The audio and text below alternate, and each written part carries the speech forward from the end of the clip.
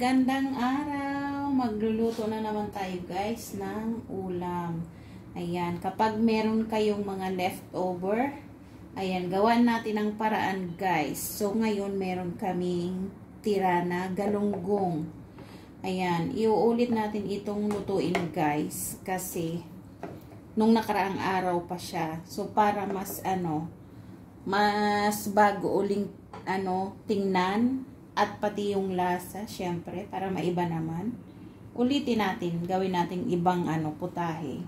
Ayan, so may galunggong tayo, meron din tayong grilled na hipon, guys. Ayan. At meron pa tayong isang klaseng isda dito. Hindi ko alam ano bang tawag nito, dalagang bukid. Yung isda na may pink, guys. Ayan, Remolyetes. O remolyetes daw, sabi ni Budots. Hindi ko alam kung anong pangalan niya, guys. Ganyan siya, oh. Fry din siya. So, mga tira yan kahapon nung nagpakain kami. So, gagawa natin ang paraan, guys. Ayan. So, mag-start na tayo. Mainit na yung aming kawali. Ilagay na natin yung mantika.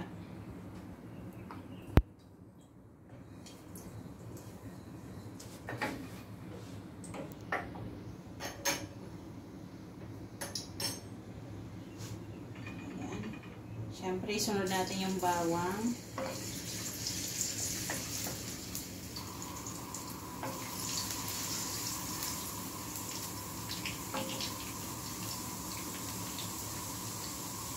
Ayan, igisa-gisa natin yan hanggang sa mag-brown, guys.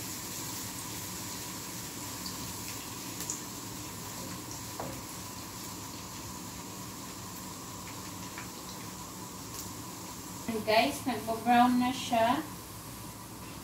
Ayan, kayo na po magtansya kung gaano karaming bawang ang gusto nyo ilagay. Ayan, pag nag-brown na, isunod natin yung sibuyas. Ayan, 2 pirasong sibuyas yan guys, kasi gusto ko na marami ang sibuyas.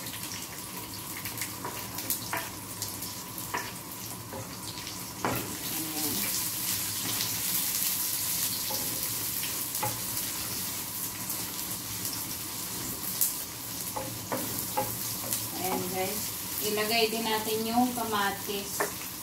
Pagsasabayin ko na silang palambutin, guys.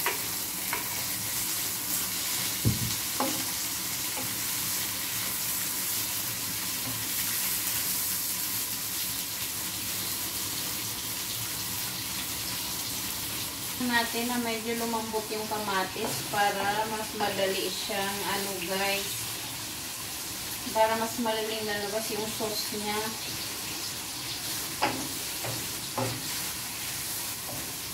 Ayun. Hindi ko makuha yung sakto sa Tagalog.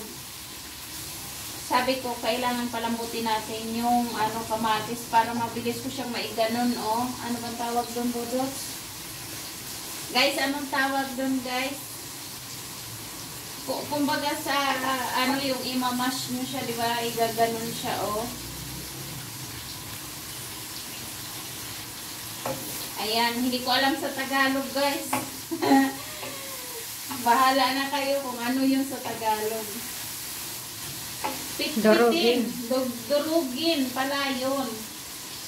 Pitpitin o durugin. Ayan, kaya kailangan natin palambutin yung kamatis.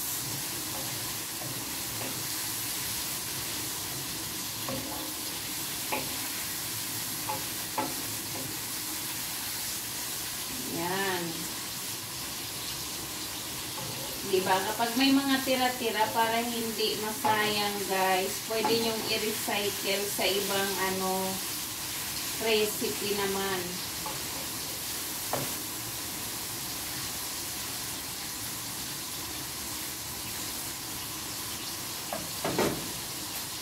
Siya ng Maggi chicken cubes.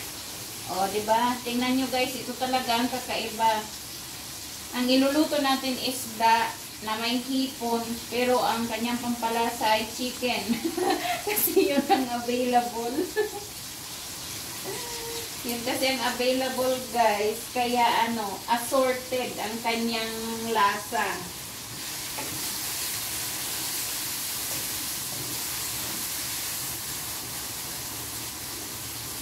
Ayan, medyo malambot na yung kamatis.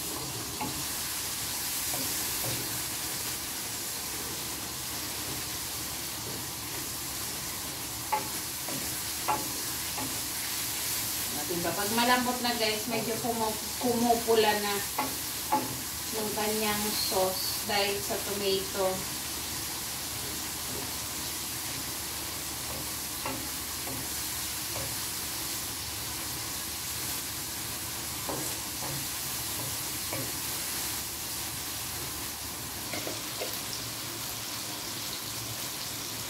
Yan, habang pinapalambot natin, maglagay tayo ng black pepper guys.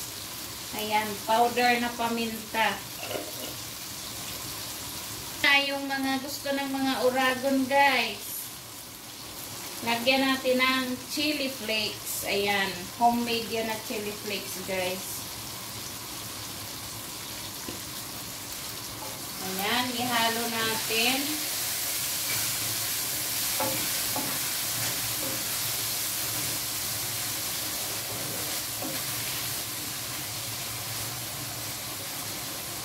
Ilagay na natin yung ating pritong galunggong guys.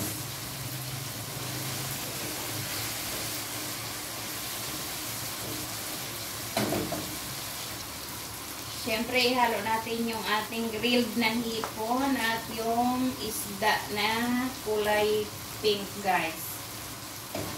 Sabi ni Budots, Remolietes. Sabi niya remolietes guys. Akala ko dalagang bukid. Kaya Di ba ganun na ang kulay ng dalagang bukid? Hindi. O kaya, ang tawag ko ba? Parang kulay pink siya, di ba? Alam niyo ba yung Bisugo. Bisugo. O, bisugo daw guys. Ang dami niya nang sinabi guys ha. Bisugo na maliliit. Hindi ko alam kung alin ang tama doon. Bisugo na maliliit. O, bisugo daw guys. Comment nyo na lang kung tama.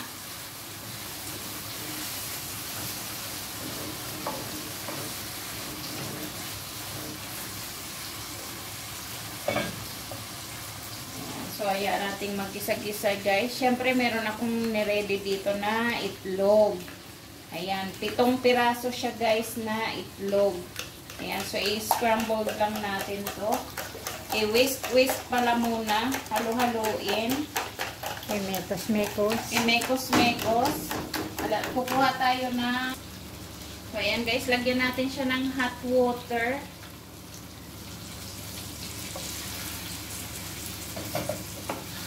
Ayan, para may naman, may sauce konti at para mas mapalambot natin yung isda.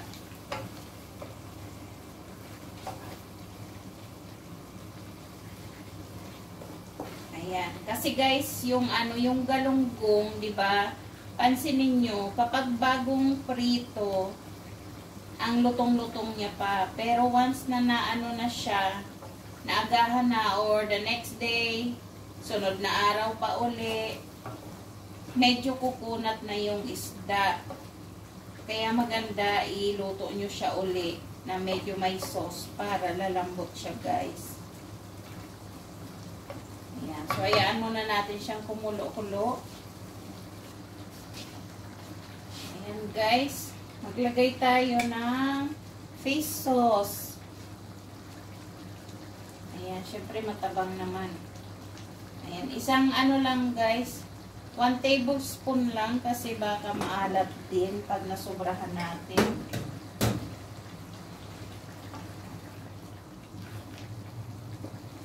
Ayan, dahil kumulo-kulo na siya guys ng mga ilang minuto, pwede na natin lagyan ng sili. Ayan guys, fresh ito. Ayan, hinarvest namin sa aming garden. Diba, meron ng chili flakes, meron pang fresh na chili. Na sili.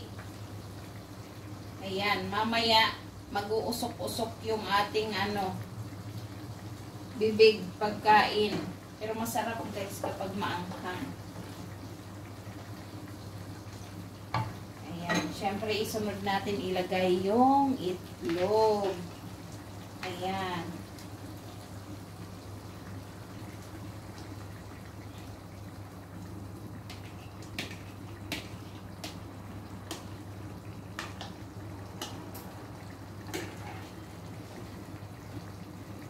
pa natin konti guys.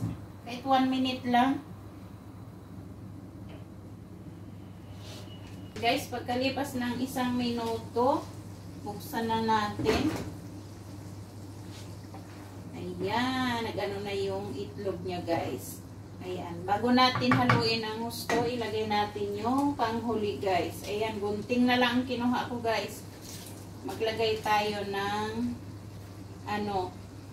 green onion. Anong tawag ng green onion? Dahon sibuyas. O dahon sibuyas daw. Meron pang tawag nito. Ayan, so ilagay natin yan guys. Gusto ko ng maraming sibuyas. Ayan. Ginunting ko na lang siya para mas mabilis. Ayan, saka natin haluin guys. Wow! Yummy! May ulam na naman kami ni Budots, diba? Naimas. Naimas! Sabi ni Budot, naimas. Ilocana na siya. Bicolana pa rin. Si Budots ay Bilocana. Bicol at Ilocana. O, ayan guys. Luto na yan. Ayaw kong i-overcook yung yung green onion. So, tama na yan guys. Ayan. Sana nag-enjoy kayo sa ating luto ngayon guys. Ayan, para hindi masayang yung mga tira-tirang pagkain. Siyempre, laging gawa ng paraan guys. Ayan. So, ito ang ating sarsyado. Sarsyadong halo-halo. Merong galunggong, merong hipon, at merong bisugo. O, bisugo daw guys. I-correct nyo na lang ako kung tama o mali. Ayan. So, maraming salamat sa panonood guys. Magandang araw. Happy eating. God bless.